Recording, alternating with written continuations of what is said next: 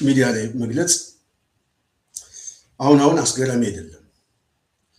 ኢትዮጵያን የሚመራ ሰው ኢትዮጵያን የተቀበለ ሰው ኦሮሞ ብሎ መሬቱ ይቀርባል ብሎ ሲናገር ያበቃ ጉዳይ ነው። ያበቃ ጉዳይ ብቻ ሳይሆን ሀገር ፈረሰ ሊባል ይችላል ማለት ነው። በጣም በሚገርም ሁኔታ ይሄ ባለበት ሁኔታ አብይ አህመድ አዲስ አበባ ላይ ከዚህ በኋላ እኔ የኢትዮጵያ ጠቅላይ ሚኒስትር ሳልሆን እምወክለው ኦሮሞን ነው አለ። መሬቱም ይቀረዋል። የኦሮሞ መሬት በዋናነት ከአስመራ፣ ከጎንደር፣ ከአዲስ አበባ ጀምሮ ከወሎ ጀምሮ የመን ድረስ እንደሚገባ አብይ አህመድ ገልጿል። ልብ በሉ፣ ይሄ ሰው በዋናነት ኢትዮጵያን ነው እየገዛ ያለው። የኢትዮጵያን ሕዝብ እያስተዳደረ ራሱ የተቀመጠበት መንግስቱ የተቀመጠበት ምናልባትም ኢትዮጵያን የሚያስተሳስር ብቸኛ ዋና ከተማ አዲስ አበባን ጨምሮ የፌዴራል ተጠሪነቷን ህገ መንግስታዊ ድፍጠጣ በማድረግ እሱ በሚፈልገው መልኩ እንግዲህ አዲስ አበባንም በኦሮሚያ ለመጠቅለል አብይ አህመድ ቀጭን ትዕዛዝ ሰጥቶ ነው ወደዚህ የመጣው። ይህ ሁሉ ጦርነት ባልተዘጋበት በሰላም ስም ይሄንን ውሳኔ ሲወስን በቀጣይ ሊያስተላልፍ የሚፈልገው መልእክት ከዚህ በፊት ደጋግመን እንደገለጽ ነው ሰውየው ፈንጁን ማፈንዳቱን ቀጥለዋል ማለት ነው። ይህን አስመልክቶ እንግዲህ አዲስ አበባ ላይ ከፍተኛ የሆነ ረብሻዎችና አዳዲስ መልኮች የሚቀየሩበት ሁኔታ ወደ አደባባይ እየመጣ ነው። ከዚህ ጋር በተያያዘ በተለይ በጣም ብዙ ሰዎች ከተማው ላይ መነጋገር ጀምረዋል። ይህንን ስንነግራችሁ እንደዚሁ ዝም ብለን ለሚዲያ ፍጆታ ብቻ የምናመጣው ሳይሆን ተጨባጭ የሆነ መረጃ ነው የምንነግራቸው። አዲስ አበባ ውጥረቱ በጣም አይሏል። አዲስ አበባ ላይ በዋናነት ከዚህ የምክክር ኮሚሽን ጋር በተያያዘ ሊፈጠር የሚችለው አደጋ ምንድን ነው ብለን ከዚህ በፊት ገልጸንላቸዋል። ዛሬ አዲስ ነገር የተፈጠረው ግን በተወሰነ መልኩ ሶሻል ሚዲያ ላይ ትንሽ የተጻፈ አለ። እሱን ላንብብላችሁ። ምን ይላል መሰላችሁ? ታላቁ ህዝባዊ አብዮት ውስጡን ተጀምረዋል። የአብይ አገዛዝ ዋነኛ መገለጫው ይሄ ስለሆነ ነው። አሁን ያለው ብቸኛ ምርጫም ይሄ ስለሆነ ነው። ታላቁ ህዝባዊ አብዮት ውስጡን ጥሪ ተጀምሯል። አዲስ አበባ በስግብግቡ ኦህዴድ መላው አገሪቱ በአንድ እግሯ ልትቆም ከጫፍ ደርሳለች። ተጨማሪ አደጋ በራሱ ቤት አምጥቷል። ብልጽግና በውጤት ትርጉም በሌለው ከሰሜናዊ በሚመጣ ትብብር የሚደመሰስ የምክክር አጀንዳ ብልጽግና ተሞሽሮ ባዘጋጀው የሰርግ ድንኳን ፍርሰቱን በራሱ ጊዜ እያዋለደው ይገኛል። አማራው በቤትና ርስቱ ድርድር የማያውቀው ከከተሜው አዲስ አበባ ከመተማ እስከ ሞያሌ ህዝቡ ተዘጋጅቷል። ነገሩ ከባድ ነው። ጉድ መጥቷል። ይህ መረጃ ያልተሰማ ለሌሎችም አሰማ። ለአብዮቱ ተዘጋጅ የሚል መልእክት እየተላለፈ ይገኛል። ጥንታዊቷ አዲስ አበባ የአፄ ዳዊት መናገሻ፣ የዘርዓ ያዕቆብ ማረፊያ፣ የሚኒሊክ አሻራ፣ የጣይቱ ዓይን፣ የታሪክ የባህል የእውቀት የዘመናዊ ስልጣኔ ማህተብ አዲስ አበባ እረ ስንቱ ተነግሮ ያልቃል። ቁስል አካኪ በሆነ ብሔርተኝነት ኦህዴድ ብልጽግና በምክክር ስም ካልጠቀለልኩ የሚል ስግብግብ ፍላጎቱን ለማስፈጸም ከጫፍ ደርሷል። በሰሜናውያን መጡብኝ ድንጋጤ ከባድ ቀውስ ለመፍጠር አዲስ አበባን ለኦህዴድ ሸጦ ወደ ባህር ዳር እመለሳለሁ የሚለው የነ አረጋ ከበደ ብአዴን ሙሉ የዞን ካድሬው ከዚህ በኋላ መውደቂያ ያሳጠዋል። አሁን መላው አማራ ህዝብ በየዞኑ ያለው ውዳቂው የብአዴን ስብስብ ከአንገት በላይ ያለው የብአዴን ተላላኪ ማደናገሪያውን ጨርሷል። ሁሉም አማራ ክልሉን በአንድ ቀን በጅራፍም በቆመጥም እንደ እባብ ይህንን ሰንኮፍ ከክልሉ ጠርጎ የሚያስወጣበት ጊዜ ደርሷል። ይህ አጠቃላይ የአገዛዙ ውድቀትና ፍጻሜ የትግሉን መጨረሻ ፍንትው አድርጎ የሚያሳይ ሆኗል። ሁሉም ይዘጋጅ። አዲስ አበባ። ይህንን መልእክት እንግዲህ ሰዎች በውስጥ መስመር እየተቀባበሉት ነው። ዛሬ በምክክር ስም አዲስ አበባ ላይ አብይ አህመድ የመጨረሻውን ፈንጅ ለማፈንዳት ጽናት ሚዲያ እንዳስቀመጠችው ኦቤን የሚሄደው የዚህ ምልክት ዋነኛው ነው። ደግፈኝ ሲለው ስጦታ ይዞ ነው። ስጦታው ደግሞ የኬንያ ፖለቲካ ነው። ስለዚህ ስጦታውን አብይ አህመድ በትላንትናው ዕለት አብስሮናል። ይሄ እያንዳንዱ ሰው ሊገባ ይገባል ማለት ነው። አብይ አህመድ የተናገረውን ንግግር አንድ በአንድ እንመለከተው።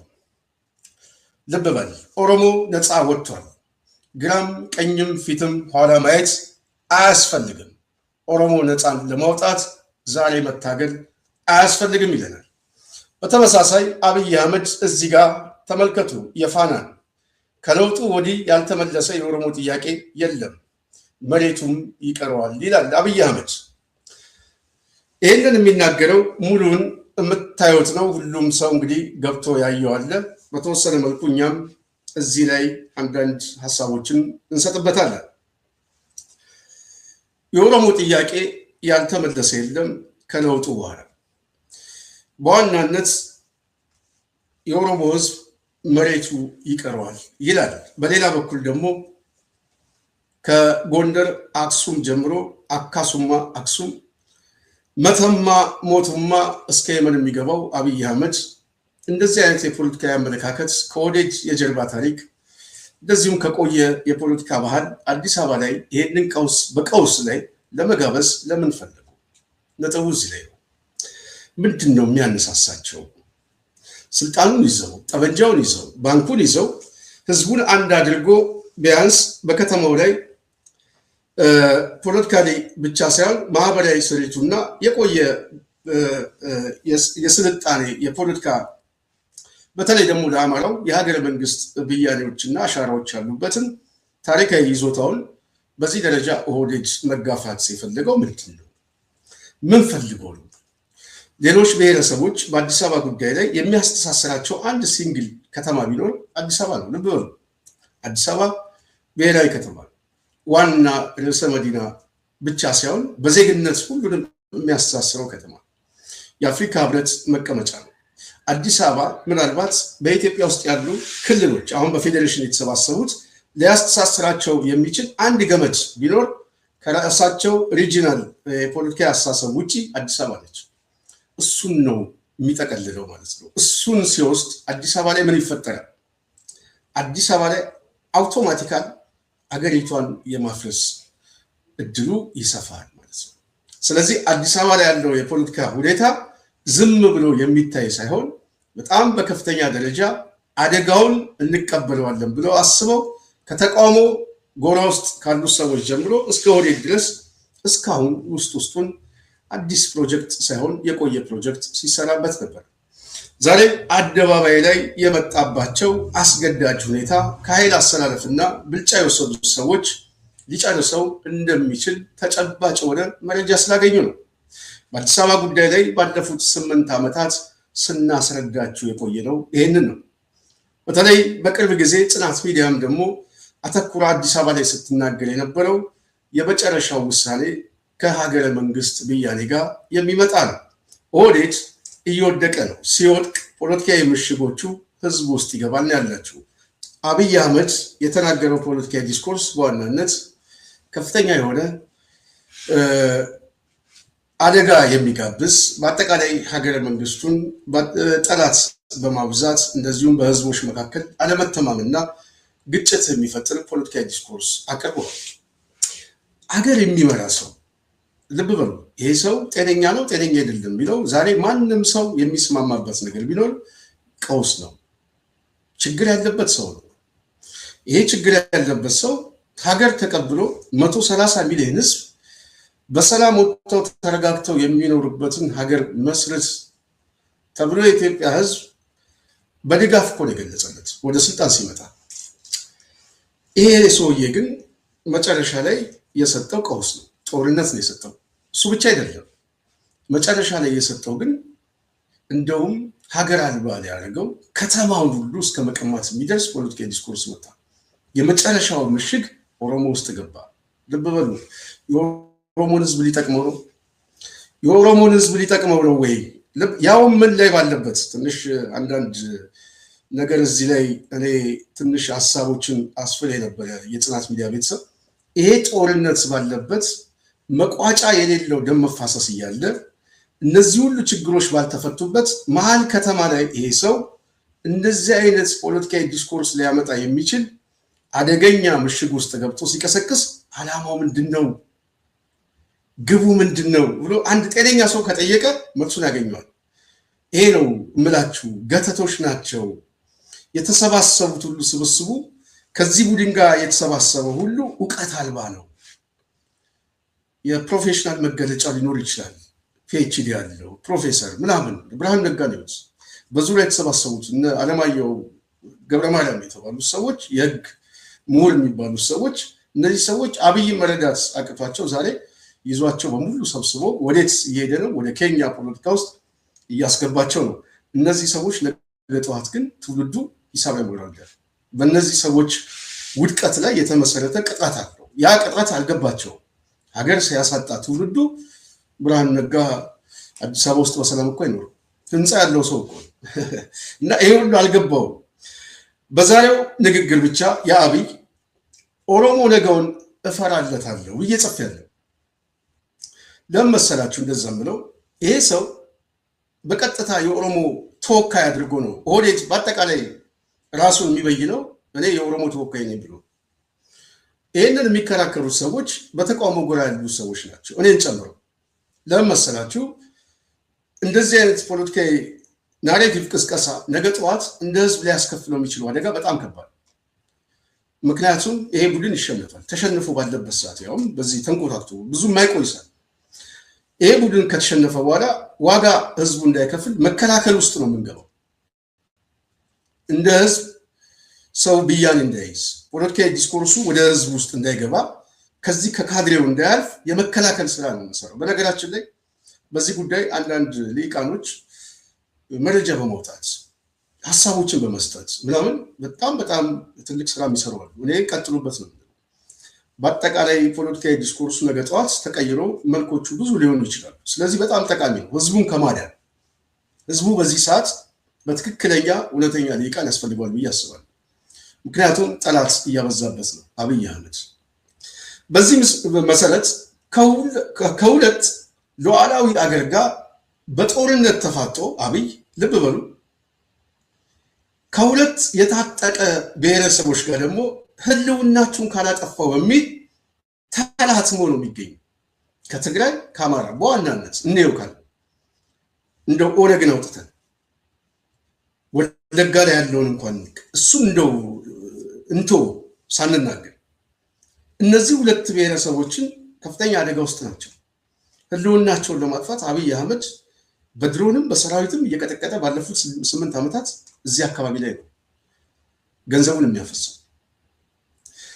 ይሄ ባለበት ሁኔታ በአዲስ አበባ ደግሞ ከ80 ብሔረሰብ ጋር ዋና የዜግነት መተሳሰሪያውን ከተማውን ካልነጠቁ በሚል በምክክር ስም የሚዶልተው በዚህ ደረጃ ተጎረባብጦ ጭራሽ ሀገር እየመራው ነው የሚል አብይ አህመድ ኦሮሞ ገና የምትጠቀልለው መሬት ይቀራል ብሎ በራሱ መገናኛ ብዙሃን ላይ መናገር ሌሎቹ ምን ያስባሉ? ልብ በሉ። ኦሮሞ ከብዙ ብሔረሰቦች ጋር ኩታ ገጠሙ። ከሲዳማው ጋር፣ ከወላይታው ጋር፣ ደቡብ ማዕከላዊ ኢትዮጵያ ከጉራጌ ጋር፣ ከአማራው ጋር፣ ከአፋር ጋር፣ ከሱማሌ ጋር። ይሄ ቡድን በአንድ በኩል ከተማውን የዜግነት መገለጫውን ይቀማዋል። እሱን ይቀማውና ገና ደግሞ የምጠቀልለው መሬት አለ ብሎ በዚህ ደረጃ ሲያቀርብ የሚናገረው አስመራ ላይ ቢሆን አስመራ ላይ ያለው ኃይል ስጋት ነው። ይጠቀልለዋል የሚል አስተሳሰብ በራሱ ለሶማሌው ስጋት ነው፣ ለደቡቡ ስጋት ነው፣ ለአማራው ስጋት ነው፣ ለአፋሩ ስጋት ነው።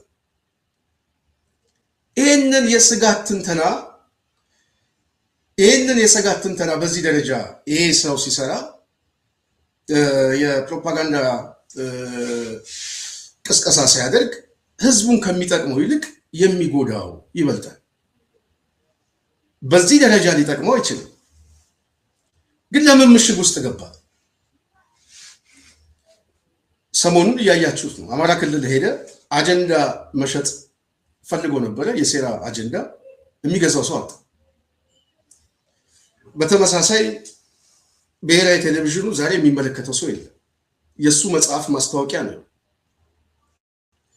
ያለው። ብቸኛ ምርጫ ህዝቡ ሲተፋው ካለበት የጦርነት ቀውስ አኳያ የመውጫ ሐሳብ ብሎ የመጨረሻ ሊመጣ የሚችለው እንደ ህዝብ ግጭት መፍጠር። ልብ በሉ፣ ግጭት ለመፍጠር አብይ አህመድ የግጭቱን ባለቤት የምክክር ኮሚሽን፣ የግጭቱ አሰላለፍ ወይም ተሰላፊ ሚሊሻ የኦሮሞ ህዝብ፣ ግጭቱን የሚያስጀምርበት ፊሽካ የሚነፋበት ኦቤን ሆኖ መጥቷል ማለት ነው። ለምን? ሰዓቱ ምንድን ነው ብለን ስንገመግም ጀዋር የተናገረውን ከአብይ ንግግር ጋር ሰምታችሁታል። ነጥቡ እዚህ ላይ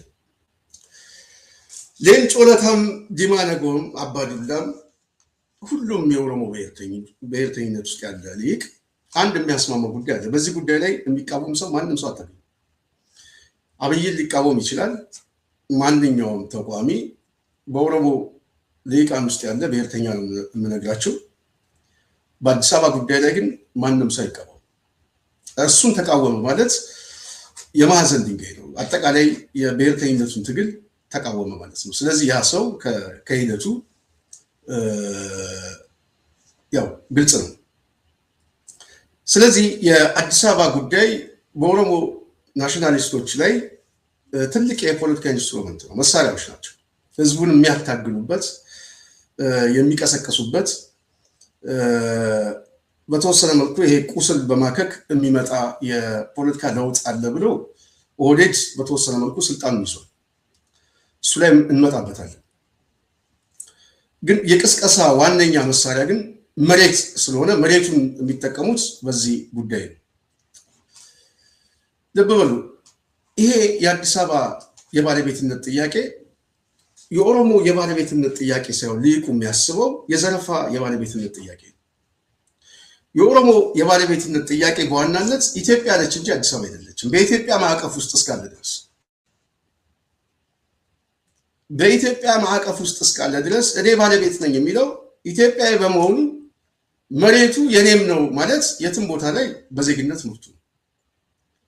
ፖለቲካሊ ግን በብሔር የመጣ አስተዳደር ፖለቲካ አስተዳደር በሆነበት ሰዓት የኢትዮጵያ ፖለቲካ ኦሮሚያ ላይ ደግሞ የጀርባ ታሪኩ የሚታወቀው ፋሺዝም የሆነ የፖለቲካ አስተዳደር ነው። መብትን የማይሰጥ መብቶችን ግን የሚነጥቅ ዝግ ነው። ኦሮሚያ ላይ ያለው አስተዳደር እስር ቤት ማለት ይቻላል። ምንም ጥያቄ የለው። አመክሮ የሌለው ምን የሌለው እስር ቤት ነው። የፖለቲካ አስተዳደሩ በራሱ የሰለጠነ አይደለም። የፖለቲካ ጨዋታ የለው። አግላይ ነው። በጣም ዘረኛ ነው። አግላይ ነው። የአስተዳደር ዘይቤው ራሱ ፋሺዝም ነው። ያገዛዝ አስተሳሰብ።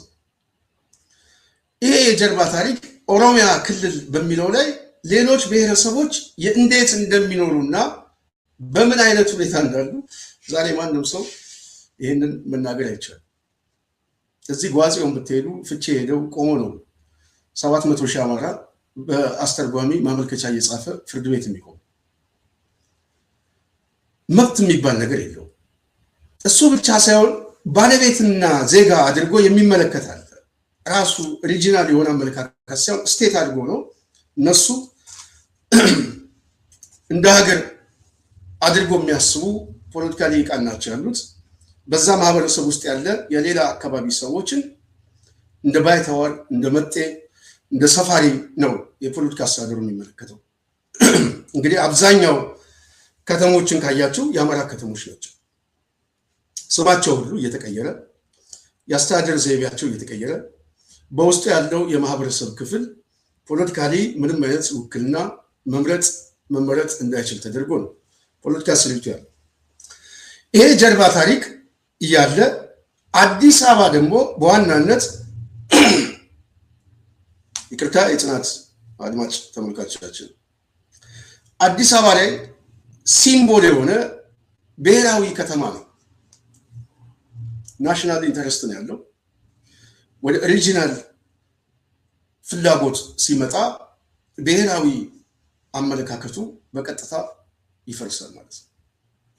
አሁን ባለው በኢትዮጵያ ኮንቴክስት አሁን ያለው አውድ ፖለቲካው የሚቃኝበት እነዚህ ፌዴራሊስቶቹ ብቸኛ ከተማ ሆና የተቀመጠችው አዲስ አበባ ነች። አዲስ አበባ የፌዴራል ከተማ ነች ሲባል በዋናነት የምታስተሳስረው ገመድ ያለችው እዚህ ከተማ ላይ ነው። ይህን ከተማ የኦሮሞ ልሂቃን ወይም ብሔርተኛው ከታሪክ ብያኔ የሚመጣ ከ150 ዓመት ታሪክ በፊት የሚመጣ የኔ ነው ሲል የሱ ስለመሆኑ ማረጋገጫ ዶክመንት አምጥቶ የሚከራከር ሊቅ የኛ ነው ብሎ የሚከራከሩ የአማራ ሊቅ በቂ የሆነ ማስረጃና መከራከሪያዎች አላቸው። ግን አዲስ አበባ ስትመሰረት እንዴት ነው የተመሰረተችው? ማንም ሰው ይሄንን ሊገነዘብ ይገባል። አፄ ምኒልክ አዲስ አበባ ወደዚህ ሲመጡ ወደ አዲስ አበባ ሲመጡ የአፄ ዳዊትን ከተማ ፈልገው ነው የመጡት። ሌላ እኮ አይደለም። እሳቸው ደቡብ ዘመቻ ላይ በነበሩበት ሰዓት እቴጌ ጣይቱ ቆንጆ አበባ አይተው አዲስ አበባ ጥሩ አበባ የሚል የሆነ የመዓዛውን መገለጫ የሚል መከራከሪያዎችና የታሪክ ድርሳናት የሚያስቀምጡ አሉ። ዋነኛው ግን አዲስ አበባ ጥንታዊ በረራ የአፄ ዳዊት መናገሻ ከተማ ነች። ታሪካዊ ነው። ይሄ ተጽፎ ተሰንዶ የተቀመጠ ነው። ማስረጃ አለ። ዋሻ ሚካኤል ገብታችሁ ማየት ትችላላችሁ። አዲስ አበባ ላይ የግራኝ መዋዕለ ነዋይ ጸሐፊ የነበረው በማስታወሻ የጻፈው ስለ አዲስ አበባ እሱን ማየት ይቻላል። አዲስ አበባ በራሱ የታሪክ መከራከሪያ ሲመጣ የታሪክ ባለቤት ያላቸው የማህበረሰብ ክፍሎች አሉ። ከተማዋ ግን ሲምቦል የሆነችው ኢትዮጵያውያን በአጠቃላይ ከተለያየ አካባቢ ተሰባስበው በከተማ ውስጥ የራሳቸውን እሴት፣ ስልጣኔ፣ ባህል፣ ትውፊት፣ የአኗኗር ዘይቤ ያለምንም ከልካይ በከተማ ውስጥ ከየት መጣ ሳይባል የሚኖርባት ደሴት አዲስ አበባ ነች።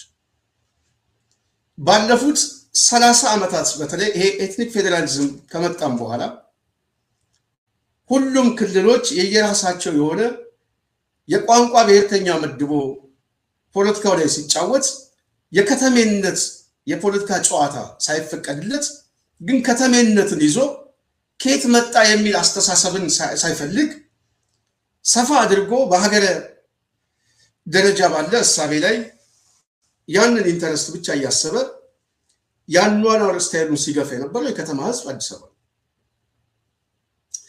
ስለዚህ አዲስ አበባ ዘርፈ ብዙ የሆኑ እሴቶች አሉት። ፖለቲካዊ፣ ማህበራዊ እሴቶች አሉት። የብዙ ህዝቦች የቋንቋ የባህል መስተጋብሮች አሉ። ተቻችሎ አብሮ የመኖር ብቸኛ ምናልባት አሁን ያለው ፌዴራሊስት ኃይል ሰብሰብ ብሎ መማር ካለበት ከአዲስ አበባ የፖለቲካ ሁኔታ አብይ አህመድ በዚህ ሀገራዊ ምክክር በሚለው ውጤት በማያመጣ ሂደት ውስጥ እንደ ጥሩ ተሞክሮ መውሰድ ያለባቸው ኦሮሚያን ሳይሆን አዲስ አበባ ነበር። አዲስ አበባን እንደ ጥሩ ተሞክሮ ተወስዶ በአዲስ አበባ ዙሪያ ያሉ ከተሞች ሱሉልታን ጨምሮ ሰበታን ጨምሮ እዚህ እስከ ሞጆ ድረስ ያሉ ከተሞች በሙሉ ወደ አዲስ አበባ መጠቅለልና የአዲስ አበባ ሲምቦል ማድረግ ነበረባቸው። ቢያስቡ ማለት ብሔርተኛው ቢያስቡ ከተማ ይሰፋል እንጂ አይጠብም። እየሰፋ የሚመጣ ከተማ እንጂ ዳርና ዳር ሸገርና ምናምን የሚል ድልድይ እየሰራ ከተማ አይጠብም። ኒውዮርክ እንደዛ አልተሰራም። እዚህ የኬንያ ከተሞች ናይሮቢ በዛ ደረጃ የለችም። የሰፉ ናቸው። ወደ ላይ ይሰፋል፣ ወደ ላይ ያድጋል። ኦህዴድ አዲስ አበባን እንዳትሰፋ ድልድይ ሰርቶ አዳዲስ ከተማ አዋልዶ ክፍለ ከተማውን ሁሉ ስም እየቀየረ ዲሞግራፊውን እየቀየረ ተቋማትን እየቀየረ በራሱ ጊዜ አሁን ህገ መንግስቱንም በመደፍጠጥ ራሱ አዲስ አበባ ያልተስማማበት የትኛውም ሊቅ በዚህ ጊዜ ያልተስማማበት ጦርነት ባለበት ሰዓት ላይ ይህንን ውሳኔ ለመወሰን በምክክር ኮሚሽን መጡ ማለት ነው። ለምን መጡ የሚለው ጥያቄ እዚህ ላይ ማንሳት ይቻላል። ከመጡስ በኋላ እያስወሰኑ ያሉት አጀንዳ ምንድን ነው? ከዚህ በፊት የምታስታውሱት ከሆነ በተለይ አዲስ አበባ ራስ ገዝ፣ የፌዴራል ክልል እንደዚሁም ኦሮሚያ ብለው ምርጫ ሰጥተው 4 ምርጫዎችን እንዳስገቡ የምክክር ኮሚሽኑ ገለጸ። ልብ በሉ። ለምን 4ኛ ያደረጉት? በተለይ ኦሮሚያ የሚለው ሰው እንደማይገዛው ወይም ደግሞ በዚህ ጉዳይ ላይ አጨቃጫቂ እንደሆነ ቢገባቸውም ተፈላጊ የማይመስል መጨረሻ አድርገውት ተፈላጊነቱ ብቻ ሳይሆን ባለቤት ሆኖ የመጣው አጀንዳው መጨረሻ ላይ ግን ይሄ አጀንዳ ስልታዊ ሲጠቀሙበት ደረጃ ሰጥተውት ነው ያመጡት። መጨረሻ ላይ ግን ያመጡት ግን በጉልበት ነው። በምክክር የመጣ ዲያሎግ ለማስመሰል የሚሄዱበት መንገድ እንጂ ዋነኛው አስተሳሰቡ ግን ፖለቲካዊ አስተሳሰቡ ጉልበት ነው። የአዲስ አበባ ጉዳይ ደግሞ የመጨረሻው መቋጫ ነው።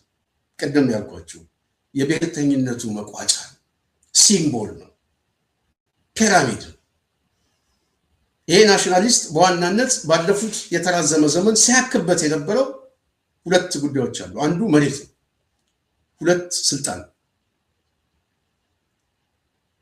የመሬት ጉዳይ በዚህ ህገ መንግስት አይቀየርም የሚለው የአማራ ከተሞችን በሙሉ ወይም የአማራ ባህሎችና ህዝቦች የሚኖሩበት ነባር ስሞች ሁሉ በመጠቅለል ስም በመቀየር ሰፊ መሬት ይዟል። ይህንን ይዞ ተጨማሪ መሬት ነው የሚፈልገው። ተጨማሪ መሬት ሲፈልግ አብይ አህመድ ምንድን ነው የሚለው? ገና አልተጠቃለሉም ነው የሚለው። መጠቃለላቸው ግን አይቀርም። በምን? በጉልበት ነው። አዲስ አበባ በተመሳሳይ ይህንን ሲምቦል ማፍረስ የሚፈልገው ወደ ኦሮሚያ ከመሬቱ ጀርባ የመጨረሻው ስቴጅ ስላለ ስልጣን ብያቸዋለሁ፣ ስልጣን ይዟል። ይሄ ብሔርተኝነት ያሳደጉት ሰዎችም የጻፉበት ሰዎችም ዛሬ በዚህ በብልጽግና ሂደት ውስጥ ዋና ማስተር ማይንዶች ናቸው። የሀሳብ ስትራቴጂክ የሆነ የፖለቲካ ንድፍ ሀሳብ የሚሰጡት እነዚህ ኃይሎች ናቸው። ፖለቲካሊ ተጠቃሚ ሆነዋል። ኦሮሞ ስልጣን አልያዘም የሚል ድምዳሜ አንዳንድ ሰዎች ይህንን ጉዳይ የሚቀበሉ ሰዎች አሉ፣ የማይቀበሉ ሰዎች አሉ። ኦሮሞ የመረጠው መንግስት የለም የሚለው ቢያስማማንም በከፊል ከኦሮሞ ጥያቄ ውስጥ አንዱ ግን የስልጣን ጥያቄ ነው። የስልጣን ጥያቄው አልተመለሰም ከተባለ ማመጽ ነው። ማመጽ፣ መታገል የሚታገሉ ሰዎች አሉ፣ ግን በቂ የሆነ ትግል በልሂቃን ውስጥ የለም። ጥቂት ሰዎች ናቸው፣ በጣት የሚቆጠሩ ሰዎች ናቸው። የአዲስ አበባ እየተስፋፋች ነው ምናምን ተብሎ 2008 የነበረው አመፅ አብይ አህመድ ኢትዮጵያን እያፈረሰ ማንም ሰው ለአመፅ አልተዘጋጀም፣ አልተነሳም። በዛ ደረጃም እየቀሰቀሰ አይደለም። የሲምቦሉ ጥያቄ ግን የአዲስ አበባ ጥያቄ፣ ይህንን 2ኛ ጥያቄ የሚመጣው ከስልጣን ያለፈ ደግሞ የመሬት ጥያቄ። የመሬት ጥያቄ የሚያስፈልገው አዲስ አበባ ላይ ከሆነ አዲስ አበባ ላይ ኦሮሚያ መሬቱን ሲበይንበት ምን ይፈጠራል ነው ያልኳቸው። ወደ 3ኛው ስቴጅ የሚሄዱበት የንድፈ ሐሳብ ትንተና ይመጣል። ወደ 3ኛው ቅድም ብያቸዋለሁ፣ ስልጣን፣ መሬት። 3ኛው አመለካከት ግን ይዞታውን ያሰፋ ትልቅ ኔሽን መፍጠር። ስለዚህ ይህንን ሀገር ማዋለድ፣ ይህንን ሀገር መንግስት ለመበየን መሬት የግድ ያስፈልጋል። መሬት የሚያስፈልገ ከሆነ አሁን ባለው እንግዲህ ህገ መንግስት ኦሮሚያ የሚል በዙሪያው በተሰባሰቡ የተለያየ ብሔረሰቦች የየራሳቸው ክልል ውስጥ የከተቷቸውና እነሱም ያስገቡት ብዙ የቆዳ ስፋት ያለው መሬቶች አሉ። እነዚህ መሬት በምርጫ ወይም ሰጥቶ መቀበል በተለያዩ ሁኔታ ማስመለስ አይችልም፣ መያዝ አይችልም። ያለው ብቸኛ ምርጫ ምንድን ነው? ምክክር ኮሚሽን የሚል ማደናገሪያዎችን ማምጣት ነው። ይሄ ምክክር ኮሚሽን ታዲያ የሚያስፈልገው ኢትዮጵያ ውስጥ ያሉ ችግሮችን ለመፍታት ነው ወይ? አይደለም። የኦህዴድን ጥያቄ ለመፍታት ነው። የኦህዴድን ጥያቄ ለመፍታት አስቻይ ሁኔታ መሬት ላይ አለ የለም ብሎ አንድ ሰው የሚጠይቅ ትክክል ነው። አስቻይ ሁኔታ የለም። ይሄ አስቻይ ሁኔታ ከሌለ ጥያቄውን በራሱ እንዴት አድርጎ ነው የሚያስመልሰው? ኦኬ፣ በዚህ ሂደት ውስጥ አጀንዳውን አስወስኖ ቢመጣ ወደ አፈጻጸም የመሄድ አቅም አለው ወይ ብለን ስናስብ አቅም የለውም። ችግር መፍጠር ግን ይችልበታል። ለምን ችግር ይፈጥራል? እዚህ ላይ እንነጥብ። ችግር ምንድን ነው የሚፈጥረው? የሚገዙት ሰዎች አሉ፣ ልሂቃኖች አሉ። እነዚህ የሚገዙት ልሂቃን የአዲስ አበባ ጉዳይ ሲምቦል የሆነ ማሳያ ስለሆነ በአዲስ አበባ ጉዳይ ላይ አብይ አህመድ ወደ መሃል ከመጣ እዛ ቅርቃር ውስጥ የሚገባ ከሆነ በዚህ ጉዳይ ላይ ብቻ አሊያንስ እፈጥራለሁ ብሎ ያስባል፣ ምሽግ አገኛለሁ ብሎ ያስባል። ይሄ ምሽግ ወዴት ሄዳል? ወዴት ሄዳል? ከተሳካለት ህዝብ ውስጥ ገብቶ ግጭት በመፍጠር ግጭቱ ራሱ መልኩን በመቀየር የሚቀይረው መልክ ደግሞ አሰላለፉን በማዛባት ኢትዮጵያ አሁን ያለውን የጂኦግራፊ አቀማመጥ መበተን ሊችሉበት የሚችል አንድ መሳሪያ አድርጎ ሊያዩት ይችላሉ።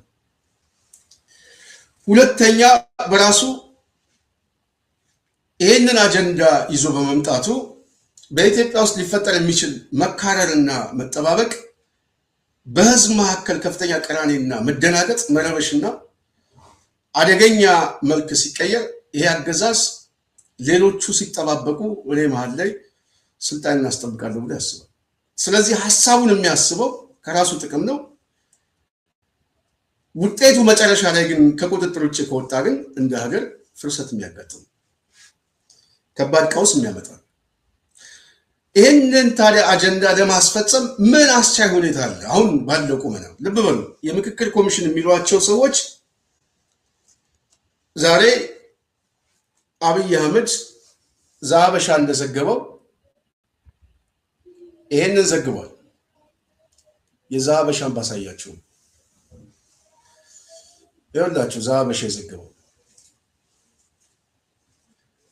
ዛበሻ የዘገበው ይሄ ነው። አብይ አህመድ ትእዛዝ ሰጠ ይላል። ለምክክር ኮሚሽኑ ትእዛዝ እየሰጠ ነው። ብልጽግና ባስቀመጠው አቅጣጫ መሰረት እየሄደ አይደለም። የማን ኮሚሽን ነው? የብልጽግና ኮሚሽን ነው። ከብልጽግና ውስጥም የማን ኮሚሽን ነው? የኦህዴድ ኮሚሽን። ዛበሻ የዘገበው ነው ማሳያቸው። ይሄ ባለበት ሁኔታ ልብ በሉ የጽናት ቤተሰብ ምንድን ነው ሊያስፈጽም የሚፈልገው ስንል ትልቁ መሳሪያቸው አዲስ አበባን መጠቅለል ወይም አብይ አህመድ በዛ ደረጃ ዲስኮርስ እያለማመደ መምጣት ለጠቅላይነቱ አንድ መሳሪያ አድርጎ ነው የሚያዩት።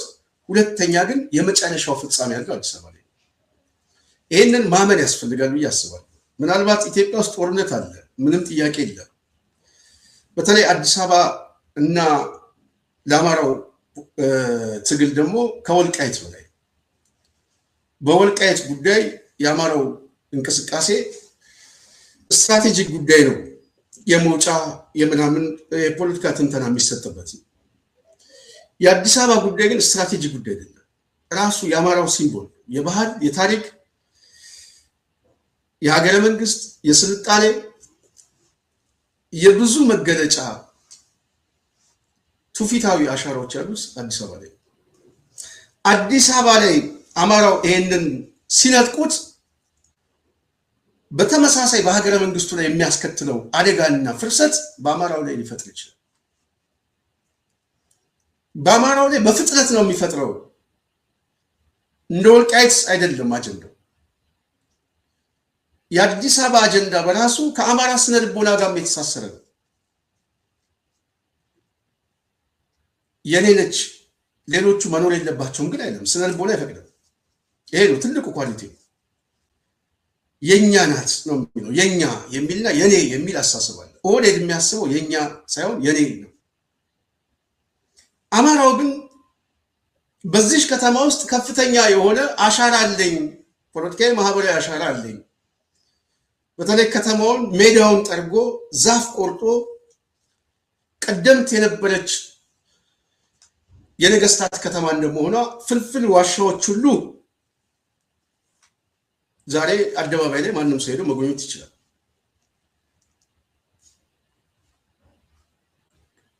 በ12ኛው ክፍለ ዘመን አካባቢ ነበሩ።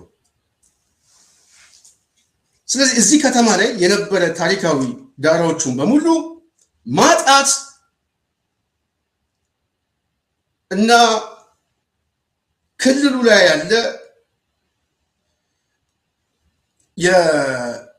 ከማንነት ከመሬት ከርስት ጋር የሚደረግ ክርክር ሁለቱ ለየብቻ ይለያል።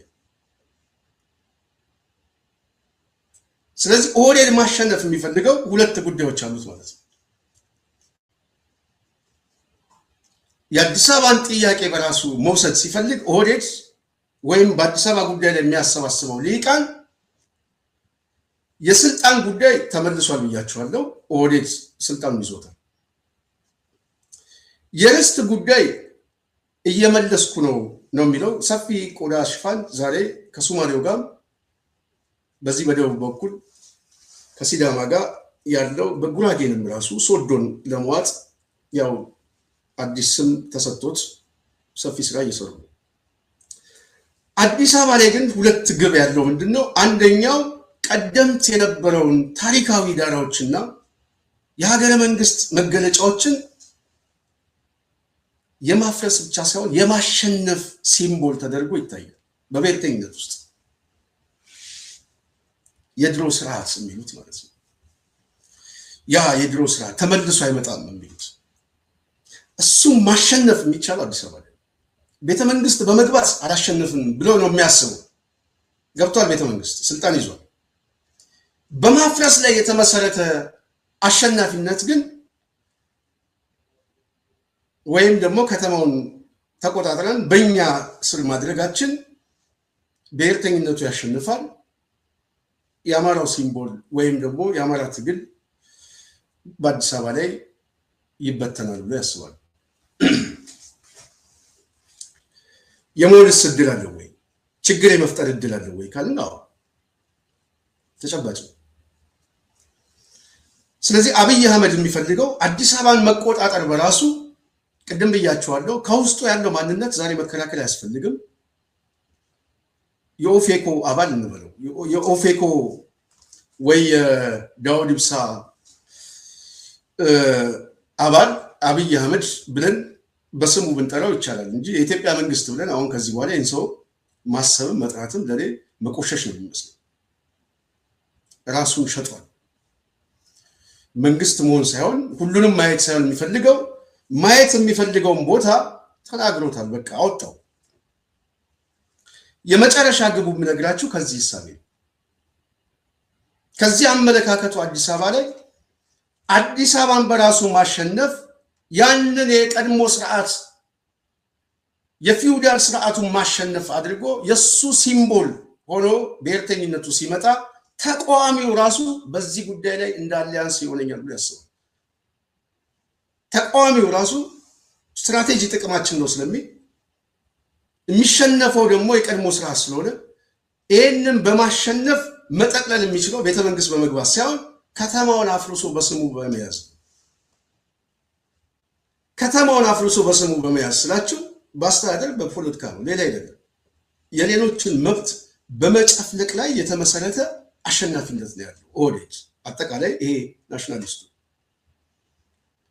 ጨቋኝ ነው ገፊ ነው ምናምን የሚሉትን ትርክት ማሸነፍ እስካሁን ፈልገው አጥተዋል።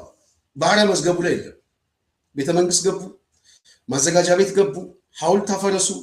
እሱ ሁሉ አድርገው ውስጣቸው ሊወጣላቸው አልቻለም። የመጨረሻው ማሸነፍ ያለብን ከተማውን በመጠቅለል ላይ የተመሰረተ የበላይነት ማሳየት ነው። ይሄ ሁለት ጉዳይ ያሸነፉበታል ማለት ነው። አንድ የሀገረ መንግስቱን ብያኔ ቶታሊ በፍጥነት ይፈርሳል። ሶሻል ኮንትራቱ ያለው አዲስ አበባ ላይ ብሔራዊ ከተማውን ሁሉም ዜጋ የሚያሳስረውን ከተማ ስትቀማው የጋራ የወል ትርክት ታጣል። ሁሉም ይበተናል። ይሄ አስተሳሰብ ሲመጣ በዋናነት አዲስ አበባ ውስጥ የገባ የሌላ ብሔር ተወላጅ በሙሉ ወደ ከተማው ገባ የሚሉት ተስፋ ስለሚቆርጥ የሚሰደደው ይሰደዳል፣ የሚወጣው ወደ የክልሉ ይበተናል ብሎ ያስባል። ይሄ ሁኔታ በራሱ አማራው ላይ ደግሞ ፖለቲካዊ ክራይሲስ እና የስነ ልቦና ስብራትና ተሸናፊነት ስለሚፈጥር አውቶማቲካሊ አማራውን ያፈርሰዋል ብሎ ደግሞ ያስባል፣ ያዛባዋል። ማዛባት ብቻ ሳይሆን እርስ በርስ ሁሉ ሊያባለው ይችላል። እርስ በርስ አማራው ይበላላል። ብአዴን መግቢያ የሚያጣል። ያው ካድሬውም የዞን አመራሩም ቅድም እንዳልኳችሁ እንደ እባብ ህዝቡ ተነስቶ መቀጥቀጡ የማይቀር ጉዳይ።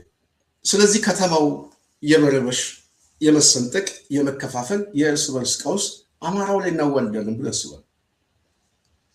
ይሄ ሴራትን ተነው ነው ነገር። ይሄንን ሲያስቡ ሀገረ መንግስት ማፍረስ ብቻ ሳይሆን ከፍርሰቱ የሚመጣ አስተሳሰብ ደግሞ ሌላውን ደግሞ ያፈርሳል ብሎ ስለሚያስቡ ነው። በራሱ ይሄ ናሽናሊስት ማደግና ራሱን ማሳደግ የሚችለው ምሽግ የሚያደርገው አዲስ አበባን በመውሰድ ነው። አዲስ አበባን መውሰድ በራሱ ሀገር ማፍረስ ነው። የመጨረሻ ግቡ እሱ አሸናፊ ሆኖ መውጣት ነው። ውጤቱ ግን የሚጠቃለለው ግን የሌሎቹ ኪሳራ ድምር ውጤት የሱ አሸናፊነት የተረጋጋ ሰላም ያመጣል ብሎ ያስባል። እንደ ሀገር አስበዋል። ህዝቡ ቤቱን ስትነጥቀው፣ መሄጃ ስታሳጣው፣ ሀገሩን ስታፈርስበት ሊፈጠር የሚችለው ስብራት ኦህዴድስ አንድ ቀን ያድራል ወይ ብሎ ማሰብ የግድ ያስፈልጋል። ስለዚህ እነዚህ ሰዎች ወዴት እየገቡ ነው? እነዚህ ሰዎች ወደ ጥፋት እየገቡ ነው። ወደ ጥፋት ሲገቡ በዚህ በአዲስ አበባ ኬዝ ብቻ በኢትዮጵያ ውስጥ ካሉ ብሔረሰቦች ጋር በሙሉ አደገኛ ቅርቃር ውስጥ ይገባሉ። የአዲስ አበባ ኬዝ ብቻ የአዲስ አበባ ኬዝ ብቻ ኦህዴድ ከብሔረሰቦች ጋር አደገኛ ቅርቃር ውስጥ ሲገባ ከአማራው ጋር ግን የለየለ ሲቪል ዋር ሊጀምር ይችላል። ከባድ ነው። የሸዋ መናገሻ ከተማ ነው። በነገራችን ላይ እንደዚሁ በቀላሉ የሚታይ አይደለም። አንዳንድ ሰው ቅድም አንዳንድ ሀሳቦች ሰጥቼ ነበረ። በተለይ ከዚህ ከወልቃይት ጉዳይ ምናምን አማራው ሲታገልበት የነበረ እስካሁንም ፖለቲካዊ መካረር ውስጥ የገባበት ጉዳዮች አሉ። ክልሉን ግን አላፈረሰው። ክልሉን አላፈረሰው። ሪጂናል ስቴቱ አለ። ፖለቲካሊ መካረርና አስተዳደራዊ ጥያቄዎቹ የማንነት ጥያቄዎቹ ይነሳሉ። እነሱ ፖለቲካዊ ጥያቄዎች ናቸው። የህልውና አደጋ ግን አልኖሩበት። እነዚህ ጉዳዮች በሱ ስር ባይሆኑም ቢሆኑም ትናንትና የህልውና አደጋው አልሆነም። የመታገያ ኮዝ ነው የሆነው። አዲስ አበባን ማጣት ግን የህልውናው አደጋ ነው። ወዴት ከገባ ማለት ነው። በራሱ አማራውን የሚያፈርሰው የህልውናው አደጋ ነው። አብሮ ሊቆም አይችልም። ከዛ በኋላ በአዲስ አበባ ጉዳይ ላይ ህብረት የሌለው አማራ አብሮ ሊቆም አይችልም። በተመሳሳይ ቅድም ጀዋር ያለው በአዲስ አበባ ጉዳይ ላይ እኛ ተመሳሳይ ነን፣ አባዱላም ኩማድም መቅሳም እኔም ተመሳሳይ ነን ሲል አብይ አህመድን ምሽግ ውስጥ መግባት የፈለገው ይሄ ነው። እኔም ከዚህ የተለየ ሀሳብ የለኝም፣ ያውቁታል። በተመሳሳይ አማራው በአዲስ አበባ ጉዳይ ላይ ተመሳሳይ የሆነ አቋም አለው። ይህንን ማጣት በራሱ በተለይ አማራው በዚህ ጉዳይ ላይ የተለያየ አመለካከት ካለው ማህበራዊ፣ ፖለቲካዊ የጋራ የወል ትርክቶችን በሙሉ ያፈርሰዋል ማለት ነው። ይሄ ስለሚገባው አማራው በተለይ አንዳንዱ ሊቃን በትዕግስት ሊመለከት ይችላል። ትዕግስት ግን ገደብ አለው። ይህንን አስተሳሰብ ብአዴን ያውቀዋል ወይ ብትሉኝ እኔ የሚያውቀው አይመስለኝም። አረጋ ከበደ በዚህ ደረጃ አሁን ተንትኖ አይመጣም። እኛ ይህንን ብናጣ ሊያስከትልብን የሚችል ጉዳት ምንድን ነው ብሎ ብአዴን አይገመግም። በዛ ደረጃም የላቸውም።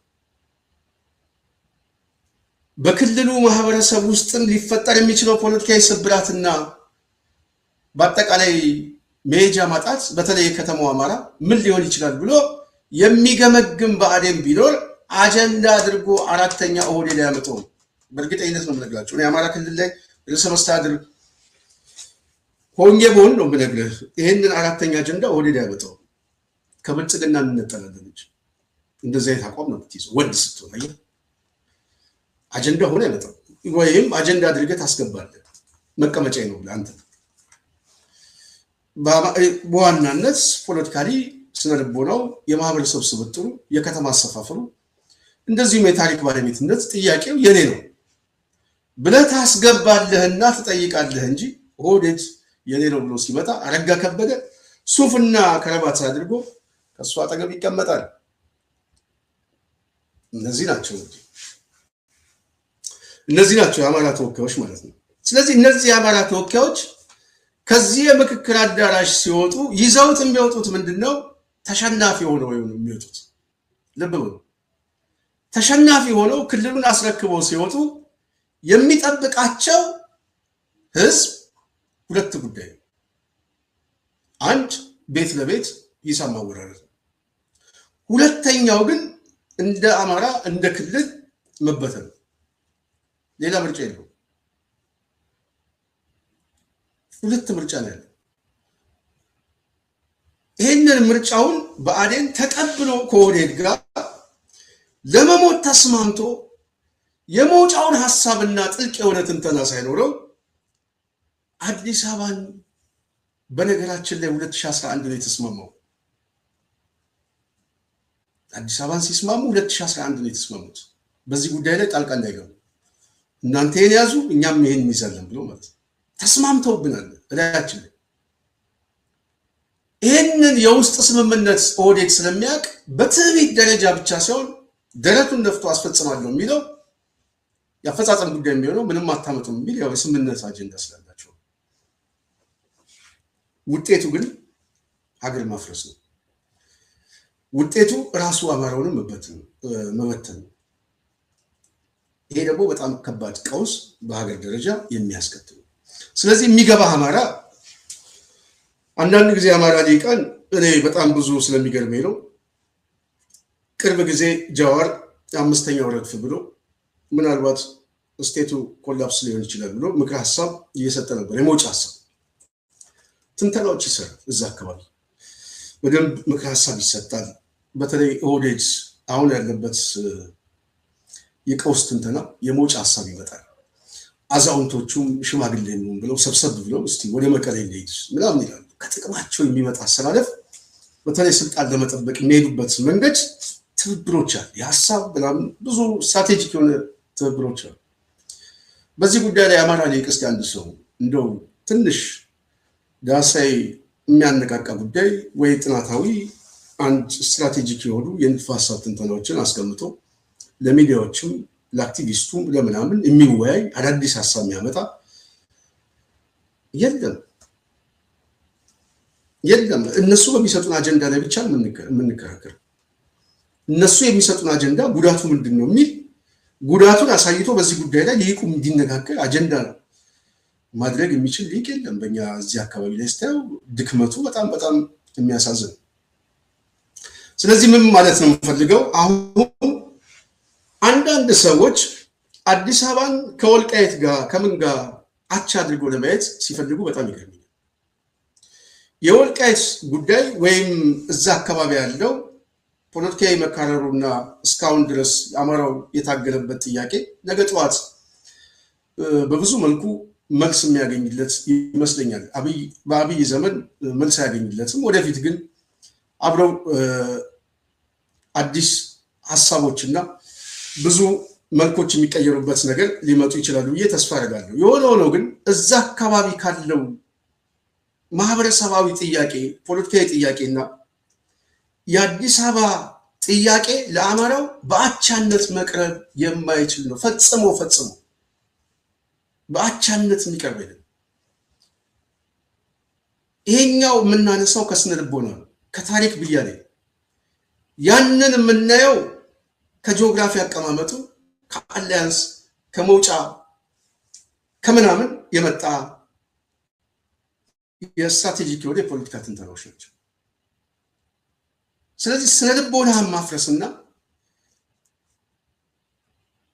በተመሳሳይ በዛ በኩል ያለውን የግምገማ ነጥብ ማየት ሁለቱ ይለያል። የአዲስ አበባ ጉዳይ ለአማራው የስትንፋስ ያህል ነው። የስትንፋስ ያህል አዲስ አበባን አጣ ማለት በተመሳሳይ የአማራው መፍረስ አደጋ ውስጥ መግባት ቶታሊ የኢትዮጵያ መፍረስ ነው። ቶታሊ ነው፣ ወዲያው ምንም ጥያቄ የለው። ስለዚህ አዲስ አበባ ለአማራው ስትራቴጂክ ነው፣ በጣም ስትራቴጂክ ነው። ማህበረሰባዊ አንድነቱን የሚያስተሳስርበት ብቻ ሳይሆን ያለፈና የዛሬ ትውልድ የሚያስተሳስረው የታሪክ ብያኔ ያለው የነገስታቶቹ አጽመ ርስት ያረፈበት የሸዋ መናገሻ አዲስ አበባ ነው። እዚህ ላይ ድርድር የለም። ቀይ መስመር ድርድር የለም። በቃ መኖር የሚገባው ሰው ይኖር። በዛ ደረጃ ነው አማራው ማሰብ ያለበት። ማን ይኖር የሚለው አሸናፊ። በዛ ደረጃ ማሰብ መዘጋጀት በአዲስ አበባ ጉዳይ ቀይ መስመር እንደሆነ ፈንጁ ባይፈነዳ ጥሩ፣ ከፈነዳ ግን እሳቱ ከባድ ነው። መልእክት ማሳለፍ ያስፈልጋል። በአዲስ አበባ ጉዳይ የትኛውም አማራ ተመሳሳይ የሆነ አጀንዳ የትግል መሳሪያ ነው። ተመሳሳይ ሌላ ምንም አይነት ማስተባበያ እዚህ ላይ ያስፈልግም ቀይ መስመር። ስለዚህ ከአዲስ አበባ አጀንዳ በኋላ ብልጽግና የሚል ስብስብ ውስጥ የሚቀጥል አማራ ካለ ቅድም በመግቢያ ያልኩት አማራው ጅራፍህንም ዱላህንም አዘጋጅተ ለትግል ለአብዮት መነሳት። ከወዴት ጠቅላይነት በኋላ አዲስ አበባ የሚባል አስተሳሰብና ማህበረሰብ ከዚህ እንቅስቃሴ በኋላ ሊከፈል የሚችል ህይወት ካለ እሱን ለመስጠት መሰለፍ ነው። ይህንን ስናሳየው መከባበር ይመጣል። ይህንን ስናሳየው መናናቅ ሳይሆን ቢያንስ ዋናችን ምን እንደሆነ ማሳየት የግድ ያስፈልጋል። ስለዚህ እያንዳንዱ ሰው ምክር ሀሳብ ሰጥቼ ልውጣ። ኦህዴድ የአዲስ አበባን ጉዳይ በዚህ ደረጃ የፈለገው ለግጭት ነው። ግጭቱ ከትብብር ከሌሎች አሸናፊነት የመጣ ነው። ይህንን አጀንዳ ይዞ የመጣው ውድቀቱ ስለሆነ ከውድቀቱ በኋላ መሸሸጊያ የሚያደርገው ህዝቡ ውስጥ ገብቶ ነው። ለህዝቡ ደግሞ ስጦታ መስጠት የግድ ያስፈልገዋል። እሱም የልሂቃን ጥያቄ የሚባል የቆየ ጥያቄ የሚባል እሱም መመለስ፣ በሌላው ኪሳራ ላይ መልስ መስጠት። ይህንን ኦህዴድ ቀድሞ አስቦበት መክሮበት የወሰኑት ውሳኔ ዛሬ ለማስፈጸም በምክክር ኮሚሽን እየተንቀሳቀሱ እንዳለ ማንም ሰው የሚያውቀው ነው። ከፍተኛ ጭቅጭቅ፣ ድብድብ ምናምን ተፈጠረ የሚባል ዜና እሱን እርሰው አምኖበት የተሰባሰበ ካድሬ ነው እዛ ውስጥ ያለው። ስለዚህ ያኮረፈ ሰው ካለ ማክሮፉን ማሳወቅ ያለበት በሚዲያ ነው፣ ወጥቶ ወይም አደባባይ ለህዝቡ ማሳወቅ ነው። ከዛ ውጪ ውስጣቸው ያለው ክፍልና የብልጽግና መሰነጣጠቅ ተጠባቂ፣ እሱ ማይቀር ጉዳይ። በተመሳሳይ ግን ህዝቡ መዘጋጀት ያስፈልገዋል። ወደ አፈጻጸም ግን ሊገቡ የሚችሉት እነዚህ ሰዎች ደጋግም የምናገረው በግጭት ነው። ስለዚህ ምን ያደርጋሉ? ማስወሰን። ከዛ በኋላ በውጤት ደረጃ ሰራዊት ወደ ከተማው ማስገባት፣ የራሳቸው ሰራዊት በየከተማው በየተቋሙ ያደራጁትን ከተማው ላይ አደገኛ መልኮችን መቀየር፣ በተመሳሳይ የግጭትና ሁከት ወይም ደግሞ አመፅ ሊፈጠር የሚችልብን ከሆነ ምናምን ብሎ በተለመደው መልኩ ሰውን ለማስፈራራት ያው የተለመደው ጭካኔ ባህሪ ማሳየት፣ ማስደንገጥ፣ ከዛ በኋላ በሰራዊት በምናምን ክተት አውጆ መሬትን ጠብቅ የሚል እንቅስቃሴ ይሄንን ለማስፈራራትም ለማስጨነቅም መጠቀማቸው የሚቀር አይደለም። ነገር ግን እያንዳንዱ ሰው ማወቅ ያለበት ነገር ግን የሚከፈል መስዋዕትነት ካለ መክፈል የእያንዳንዱ ሰው ግዴታ ነው። ይህንን እኛ ስንናገር በሩቅ ሆነን ብቻ አይደለም፣ እዛው አጠገቡ ጋር መተን ሁሉ ዋጋውን ለመክፈል የወንድ ልጅ ቁመና እናሳየዋለን። ምንም ጥያቄ የለውም። በሩቅ ብቻ በአዲስ አበባ ጉዳይ ላይ ነው፣ አጠገቡ ጋር መተን ልኩ እናሳየዋለን። ስለዚህ በዛ ደረጃ ማሰብና መዘጋጀት ያስፈልጋል። የሚተነፍሱትና ያው ከቁመና የሚመጣ እንቅስቃሴያቸውን ለማሳየት የሚፈልጉ አሉ። አያደርጉትም ሳይሆን የሰማችሁት እንግዲህ ጸጋዬ አራርሳ የተባለ ሰው ሰራዊት እናስገባለን አዘጋጅተናል ያሉት። አዘጋጅተናል ሲሉ ማን ነው የሚያዘጋጀው? ኦህዴድ ነው። በኦህዴድ በኩል ነው የሚዘጋጀው። የሚገባ አለ ይሏል። የገባው በቂ ነው። ማት የገባ ገዳ ኮማንዳ አለ። ዞሮ ግን ይሄ ቡድን ሁሉ ጊዜ አንደኛ ፖለቲካውን የሚጫወተው አየር ላይ ነው። የፕሮፓጋንዳ ዲስኮርስ እያደረገ ነው ፖለቲካውን የሚሰራው። ብዙ ሰው ሊገነዘብ የሚገባው ይሄ መሬት ላይ ጉልበት ያለው አደረጃጀት፣ ትግል፣ እንቅስቃሴዎች ሲፈጠር ውስጡ ፊኛ ይተነፍሳል። በጣም የሚተነፍስ ነው። ሰማይ ላይ ያለ ቡድን በአጠቃላይ በትርክት ደረጃ መሬት ላይ ባለ እንቅስቃሴ ትልቅ አድርጎ ገዝፎ ማሳየት የሚፈልግ እንጂ ሰውን ለማስጨነቅ እንጂ ሲያዝ ባለው። ስለዚህ እያንዳንዱ ሰው በነገራችን ላይ አዲስ አበባ ላይ እያንዳንዱ ሰው ተዘጋጅ ደግሞ የምንለው የተዘጋጀ ኃይል አለ።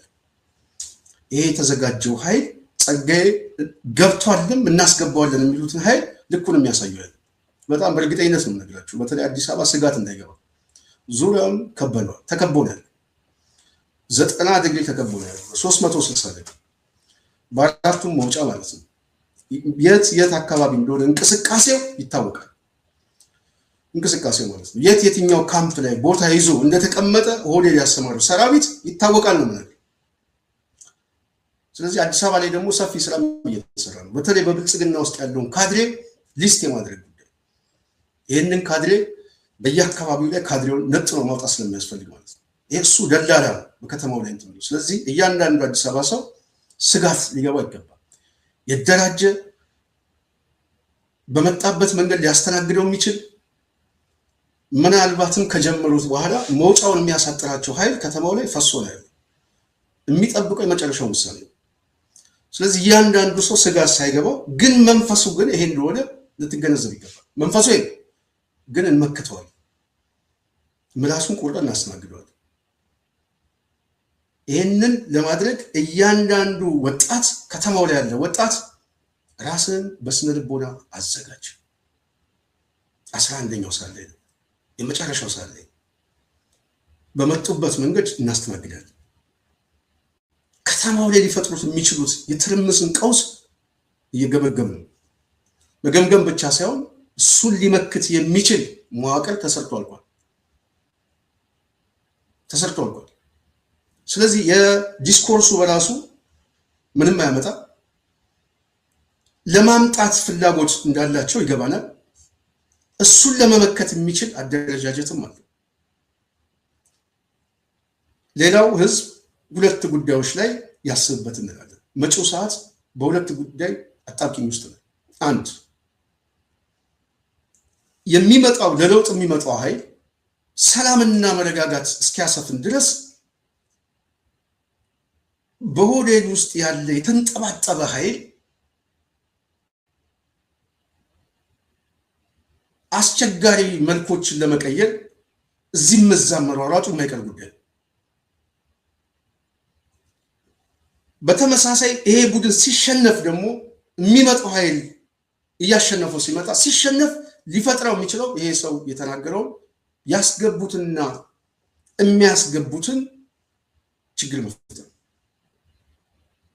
ስለዚህ ለዛ ሁለት ጉዳይ ያስፈልጋል። አንድ መደራጀት፣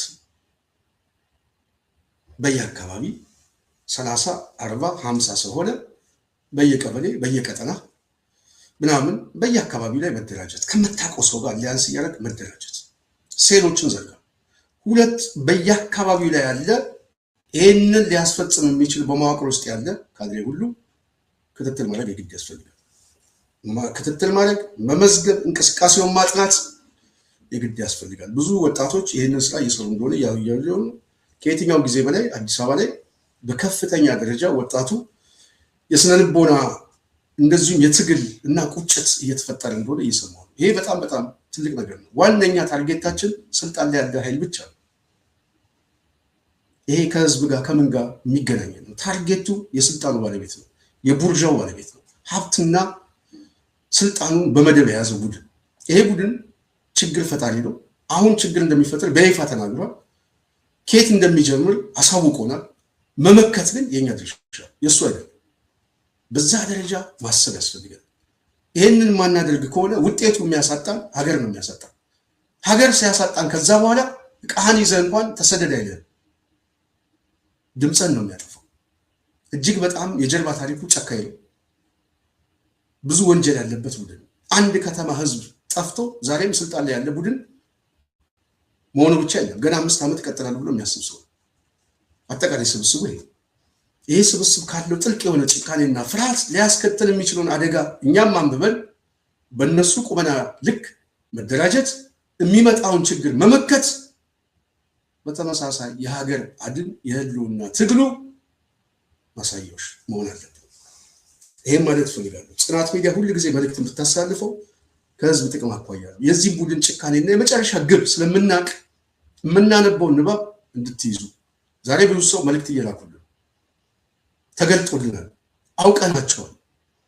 እስካሁን የፖለቲካ ቅስቀሳ ነበር የሚመስለን፣ ጽንፈኝነት ነበር የሚመስለን። አሁን አውቀናል የሚሉ ሰዎች እኔ አሁን ቴሌግራሙን፣ ሜሴንጀሩን፣ ዋትሳፕ መቆጣጠር አልችልም። ብዙ ሰው ነው መልእክት የሚልከው። ውጤቱ ግን መደራጀት ነው፣ ማወቅ አይደለም። ካወቃችሁ በኋላ በየአካባቢው ላይ ሴሎችን መዘርጋት። እነዚህ ሴሎች ነገ ጠዋት ከሚታየውና ከማይታየው ጋር ትብብር ስለሚፈጥር ጠቃሚ እንደሆነ ማስገንዘብ አለብን ብዬ ነው። የጽናት ሚዲያ ቤተሰቦች ዛሬ የነበረን ዋናው ፕሮግራማችን ይሄ ነው። የተለያዩ ሀሳብ እዚህ ጋር የሰጣቸው ወገኖች አሉ፣ ከልብ እናመሰግናለን። የሀሳብ አስተያየት ስጡ። ጽናትን ላይክ፣ ሼር፣ ሰብስክራይብ እንደዚሁም ጽናትን መደገፍ ያለባት ሚዲያ ስለሆነ ደግፉ እንላለን። የጽናት ቤተሰቦች ጽናትን እየደገፋቸው ጽናትን አጠናክሩ። ዛሬ የነበረን ፕሮግራም ይሄን ይመስላል። ሙሉ ፕሮግራም ያዘጋጀውላችሁ እኔ ስንታየሁ ቸኮል ነኝ። በሚቀጥለው ሌላ እስክንገናኝ እኔ በዚህ እሰናበታለሁ።